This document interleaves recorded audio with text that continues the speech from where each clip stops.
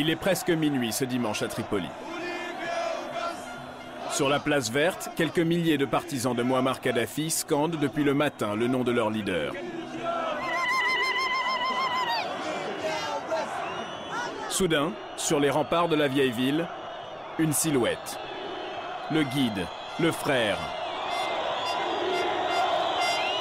Mouammar Kadhafi fait une apparition surprise devant ses partisans.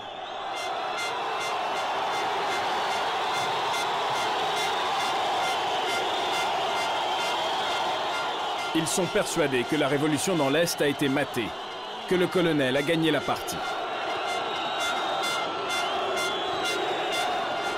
Il reste 3 minutes à peine, sans dire un mot, et le voici reparti. Ces jours-ci, au plus fort de la crise, il enchaîne les interviews pour les télévisions étrangères. Ce soir, c'est au tour de France 24. Dis-leur de faire le tour, de passer par là. C'est bon, allez-y. Écoutez les ovations, ce qu'ils disent, les slogans. Face aux caméras, Kadhafi martèle toujours le même discours. Le message aux rebelles est clair, il sera sans pitié. En Irak, en Afghanistan, au Pakistan, ils tuent des terroristes, des islamistes extrémistes. Et l'OTAN aussi les combat. Même les Israéliens à Gaza rentrent avec les chars et les avions et ils bombardent la population de la bande de Gaza. Ils disent que ce sont des terroristes armés, du coup ils ont le droit de les tuer. Pour nous, c'est la même chose. Des paroles de guerriers qui résonnent à 700 km de là. Retour sur la côte Est, ville d'Ajdabia, tenue par les insurgés à 2 heures du front. Ce vendredi, la prière a lieu dans la rue, en plein centre-ville, dans la direction du drapeau rebelle. Les fidèles viennent écouter le cheikh Salem. Interdit par le régime pendant plus de 15 ans, il peut à nouveau prêcher librement. Première parole au micro, première larme.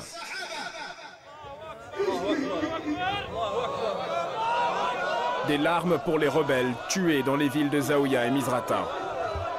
Des larmes qui laissent vite place à la colère. C'est pour une seule phrase qu'ils ont été assassinés de la pire des manières. Et maintenant, leurs enfants sont orphelins et leurs épouses sont veuves.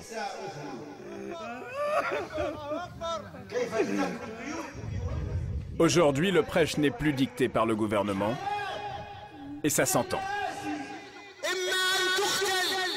Kadhafi dit « Soit tu m'aimes, soit tu meurs ». Mais on ne peut pas obtenir le consentement par la force. Kadhafi prétend que le peuple est libre et dispose de son pouvoir. Alors, laissons le peuple choisir librement.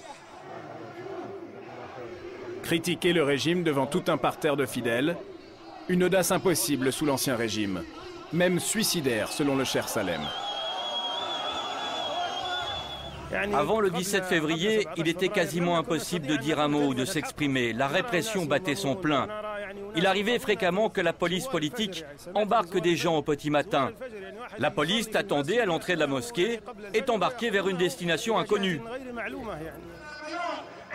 L'arbitraire, les arrestations, la peur quotidienne, Abdel Salam Ferjani connaît bien. Dès les premiers jours de la Révolution, cet ancien militaire a endossé le costume du rebelle. Veste et casquette camouflage, fusil de sniper américain. Mon arme est avec moi 24 heures sur 24, y compris au lit, jusqu'à ce que nous arrivions à mettre Kadhafi hors d'état de nuire.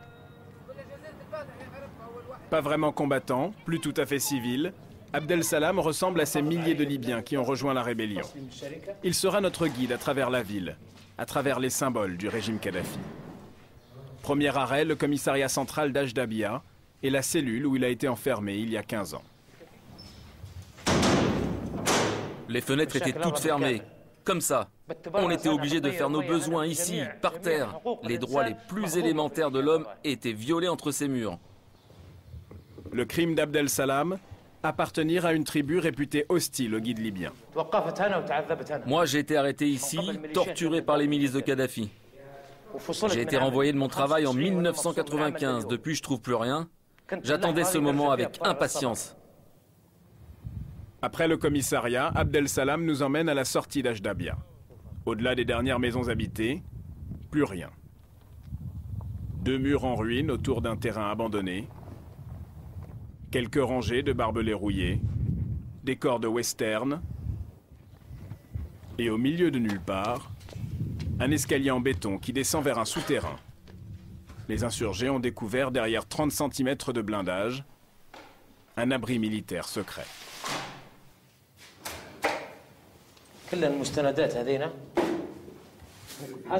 Alors là, on est dans un bureau qui servait à consigner les écoutes téléphoniques.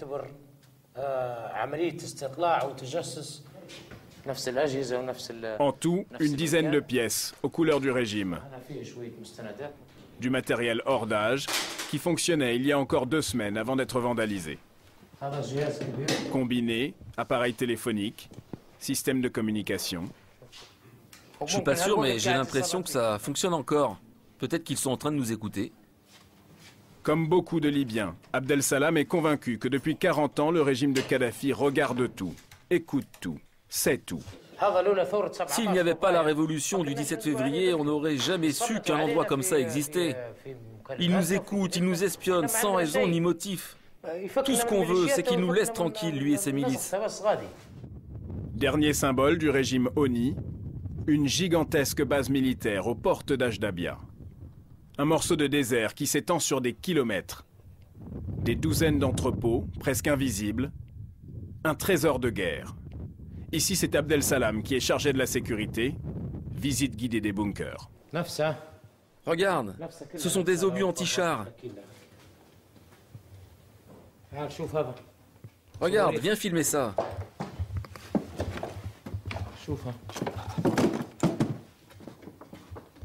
Il y a des missiles. Je peux même pas le porter. Regardez, pourquoi il a ça, Kadhafi? À perte de vue, des caisses d'obus et de munitions abandonnées par l'armée régulière, prêtes à l'emploi. Faut montrer que ces caisses sont toutes pleines. Regardez. Au fil du temps et des menaces, la Libye s'est constituée un stock gigantesque. Regardez par vous-même le calibre de ces missiles. 1, 2, 3, 4 mètres. C'est des roquettes de 4 mètres. Ça sert à quoi d'avoir ça dans une ville comme Ajdabia? Entre ces 4 murs, plus de 1200 roquettes. Dans ce hangar, un énorme stock à peine entamé, datant de l'époque soviétique. Et il y a aussi du matériel américain, français, iranien.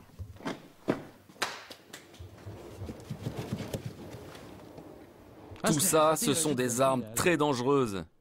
Des armes de destruction. L'équipement est surtout vétuste et mal entretenu. Mais ça suffira pour faire la guerre. Les caisses de munitions, nous les retrouvons à 2 heures de route, dans les pick-up de la rébellion. Les combattants repartent au front. Objectif, protéger la ville de Ras Lanouf et sa raffinerie. Ils savent que les forces gouvernementales vont lancer une contre-offensive. Ce n'est plus qu'une question de temps. Attention, il n'y a plus qu'un checkpoint après. La ligne de front, la voici. Une centaine d'insurgés. Au bout de la route, l'ennemi invisible tire le premier.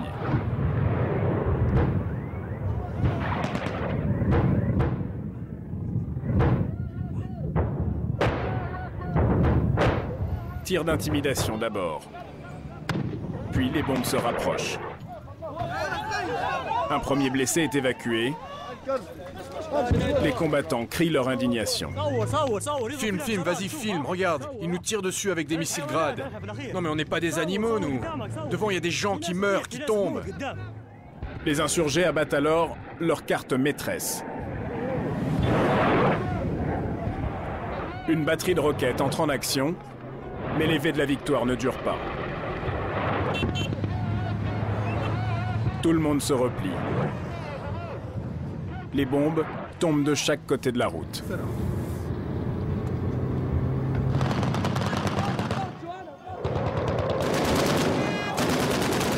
Au checkpoint suivant, c'est l'aviation qui menace les rebelles. Les mitrailleuses antiaériennes n'y changeront strictement rien. Il devient difficile de retenir les troupes.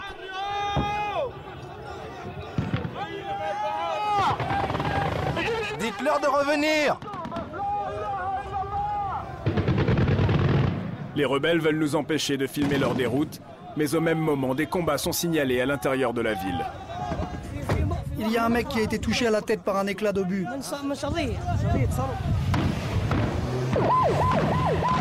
200 mètres plus loin, des combattants ramassent le corps. Certains se mettent à l'abri. On ne sait plus d'où viennent les tirs. Attention, il y a des gens à l'intérieur. Alors que nous approchons de l'hôpital, nous sommes pris dans un échange de tirs. Putain, les balles, écoute les balles. Des snipers pro-Kadhafi sont en embuscade. Tout le monde fuit. Ambulance, combattants, c'est la retraite générale. Où est-ce qu'on est en sécurité à Raslanouf? Ici, on est en sécurité nulle part. Raslanouf tombe en 48 heures. L'armée du colonel Kadhafi a repris le dessus. La percée pourtant spectaculaire des rebelles n'aura duré que quelques jours.